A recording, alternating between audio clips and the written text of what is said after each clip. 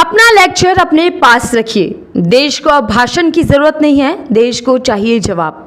देश बिल्कुल भी आपके भाषण सुनने के मूड में नहीं है, ना ही कहानी, ना ही राजनीतिक बयान और ना ही आरोप प्रत्यारोप।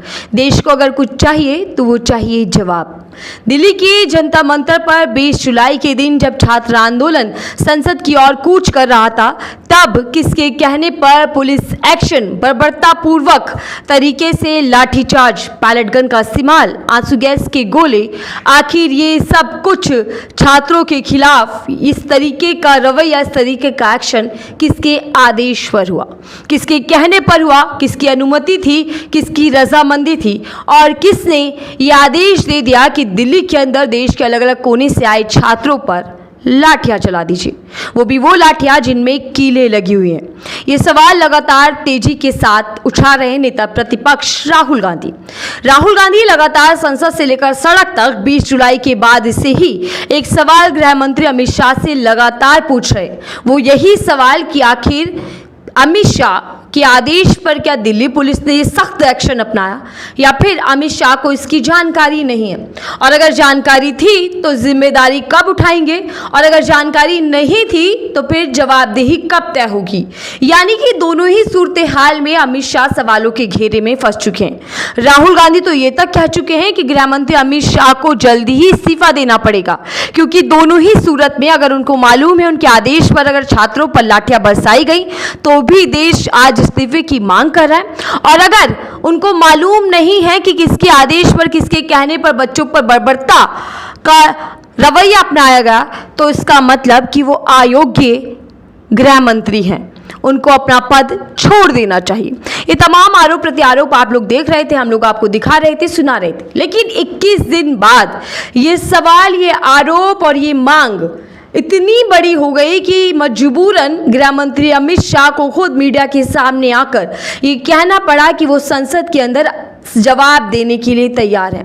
लेकिन गृह मंत्री अमित शाह के इसी जवाब के बाद कहानी में ट्विस्ट आता है। ट्विस्ट ये कि जैसे ही अमित शाह ने कहा कि वो जवाब देने के लिए तैयार हैं, वैसे ही नेता प्रतिपक्ष राहुल गांधी के निशाने पर आ गए हैं।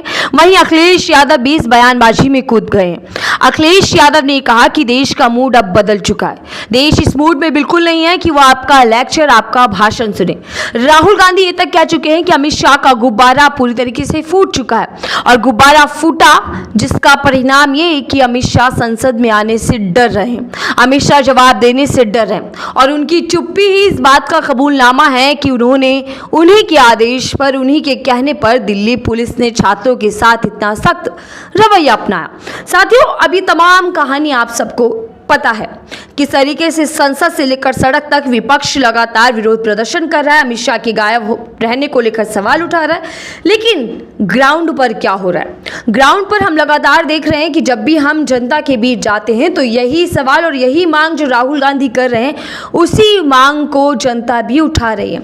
आज जनता भी कह रही है कि हमें इधर उधर की बात नहीं चाहिए, हमें जवाब चाहिए। सिर्फ एक छोटा सा सवाल का जवाब कि 20 तारीख को किसने आदेश दिया था। मतलब साफ है कि देश भाषण सुनने के मूड में नहीं है। देश जानना चाहता है कि 20 जुलाई को क्या हुआ था, किसने आदेश दिया था, किसने मंजूरी दी थी, किसने निगरानी की थी, और किसके कहने पर बच्चों को बर्बरता तरीके से पीटा गया था, और अगर कार्रवाई हुई थी तो उसका जिम्मेदार कौन है, इसकी जिम्मेदारी कौन लेगा।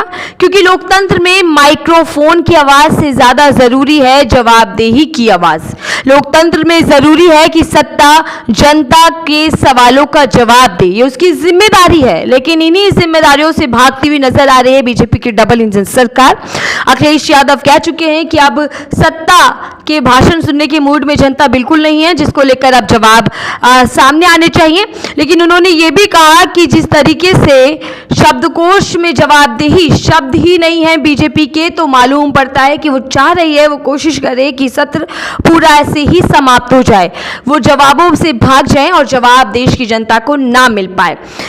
लेकिन सवाल यह है कि जब विपक्ष सवाल पूछ रहा है, जब छात्र सवाल पूछ रहे हैं, जब देश की जनता सच जानना चाहती है, जब हर एक छात्र, युवा, सेंजी ये पूछ रहा है कि आखिर 20 जुलाई को हमारे साथ जो कुछ हुआ, हमें जैसे पीटा गया, को किसने आदेश दिए, किसके इशारे पर ये सब हुआ, तो फिर इतना मुश्किल क्यों हो रहा है जवाब देना?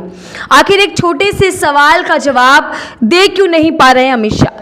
क्या एक छोटा सा सवाल जो कि बेहद अहम सवाल है वो बीजेपी सरकार के लिए, गृह मंत्री अमित शाह के लिए एक बड़ा जाल बन चुका है, जिस जाल से वो बच ही नहीं पा रहे हैं बीजेपी के चाणक्य कहे जाने वाले नेता अमित शाह पर? कभी चाणक्य कहे गए, कभी माना गया कि उनका जो रणनीति है वो सबसे मजबूत है। उनकी रणनीति इतनी मजबूत है कि विपक्ष उनकी चाल को समझ नहीं पाता, उनकी बाजी को समझ नहीं पाता। इससे पहले विपक्ष कुछ समझे कि अमित शाह की चाल या अमित शाह की रणनीति क्या है, उससे पहले ही वो बाजी मार लेते हैं और विपक्ष उस जाल में फंस जाता है। लेकिन इस बार कुछ अलग हो गया, इस बार कुछ खेला हो चुका है, क्योंकि रणनीतिकार अमित शाह अपने लिए रणनीति नहीं बना पा रहे हैं, रणनीति नहीं समझ पा रहे हैं कि क्या करें। सवालों के जवाब दें या सवालों से भागे, आगे बढ़े तो भी मुसीबत, पीछे हटे तो भी मुसीबत। यानी कि वो इस स्थिति में फंस चुके हैं, इस चक्रव्यूह में फंस चुके हैं और इस, क्या बोला था उसमें, पैच, क्या वर्ड था आपका,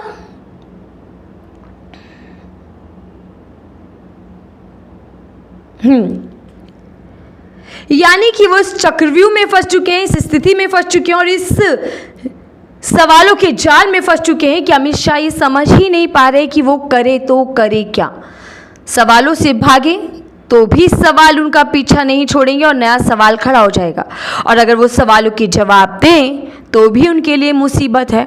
अपनाएं तो क्या अपनाएं, कौन सा रास्ता अपनाएं, करें तो क्या करें, इस स्थिति में वो फंस चुके हैं। लेकिन इसी बीच ये सवाल अब तेजी से उठ रहा है कि अमित शाह क्या बुरे फंस चुके हैं? जी हाँ, जिनको अभी तक पप्पू कहा जा रहा था, लाखों करोड़ रुपए जिस राहुल गांधी की इमेज को खराब करने के लिए बीजेपी ने खर्च किए थे, वो राहुल गांधी के सामने पूरी की पूरी पार्टी पप्पू बन गई है। पप्पू कैसे बन गई वो भी आपको मैं बताती हूँ, क्योंकि राहुल गांधी सवाल पूछ रहे हैं, राहुल गांधी हमलावर हैं, मीडिया से लेकर बीजेपी सरकार तक राहुल गांधी तीखे अपना रवैया अपनाते हुए सवाल पूछ रहे हैं, सड़क से संसद तक छात्रों की आवाज बन रहे हैं। लेकिन बीजेपी जो डबल इंजन सरकार है, जिसकी रणनीति मजबूत है, जिसके बयानबाजी खूब होती है, जो नारे गढ़ती है, जो चुनाव जीत जाती है, वो इस कश्मकश में फंस चुकी है कि आखिर राहुल गांधी के सवालों से बचे कैसे, आखिर विपक्ष के निशाने से कैसे बचे। अब इस स्थिति में सरकार के सामने सिर्फ दो ही रास्ते हैं या फिर दो सवाल हैं। पहला सवाल ये कि सरकार को चाहिए कि वो जवाब दे दे और साफ साफ बता दे कि किसके आदेश पर ये सारा सख्त एक्शन हुआ, या फिर दूसरा सवाल ये कि वो राजनीतिक बयान दे दे और राजनीतिक बयानों में जनता को फिर उलझा दे। लेकिन ऐसा होने वाला नहीं है, जनता उनके जवाब से संतुष्ट होने वाली नहीं है, क्योंकि ये वो जेनजी, ये वो युवा, ये वो छात्र हैं जिन्होंने मजबूत सरकार की नींव हिला दी। ये वो युवा है जिन्होंने सरकार को जवाबदेही बना दिया। ये वो युवा, वो छात्र हैं जिन्होंने सरकार के एक मंत्री का इस्तीफा दिला दिया। इसीलिए वो किसी भी तरीके से संतुष्ट तो होने वाले नहीं हैं। वो पूछेंगे, वो बार बार पूछेंगे, राहुल गांधी के साथ मिलकर पूछेंगे कि आखिर मेरे साथ ऐसा क्यों हुआ, किसके कहने पर हुआ, किसके आदेश पर हुआ, मुझे इस तरीके से क्यों पीटा गया, आखिर 20 जुलाई को मेरे साथ जो कुछ हुआ उसका जिम्मेदार कौन है। और अमित शाह जी, मुश्किल यही है, यही आपके लिए सबसे बड़ा चैलेंज है कि आप इस मामले से, सवाल से कैसे बच पाएंगे, आप कैसे खुद को इस मुसीबत से बाहर निकाल पाएंगे। क्योंकि मामला कोई चुनावी मंच का नहीं है, मामला किसी नारे का नहीं है कि नारा लगाइए और आगे बढ़ जाइए, मामला किसी भाषण का नहीं है कि भाषण दीजिए और फिर बाद में उसको जुमला बता दीजिए, मामला किसी चुनाव जीतने वाला आंकड़ा नहीं है कि 400 पार बताइए और फिर 200 पर सिमट जाइए।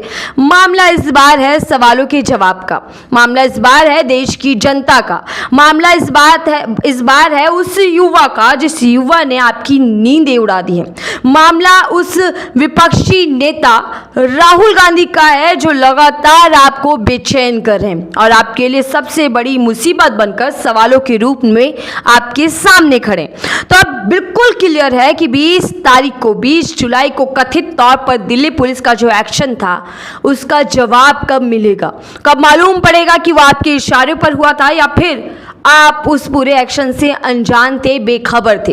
लेकिन फंसने तो आप दोनों ही हाल में वाले हैं। अगर आपको मालूम है तो भी आपके इस्तीफे की मांग सड़क से लेकर संसद तक तमाम लोग कर रहे हैं, और अगर आपको मालूम नहीं है तो फिर आप अयोग्य गृह मंत्री हैं। आप उस मंत्रालय को संभालने लायक नहीं, आप योग्यता नहीं रखते, इसलिए आपका इस्तीफा तब भी लिया जाएगा। लेकिन आखिरी में सवाल सिर्फ ये नहीं है कि कौन सवाल पूछ रहा है और कौन जवाबों से भाग रहा है। सवाल ये नहीं है कि गृह मंत्री अमित शाह जो चाणक्य कहे जाते हैं वो फंस रहे हैं या वो बच रहे हैं। सवाल ये है लोकतंत्र में जनता की ताकत का, जनता के मुद्दों का, जनता की आवाज का। सवाल है लोकतांत्रिक अधिकारों का।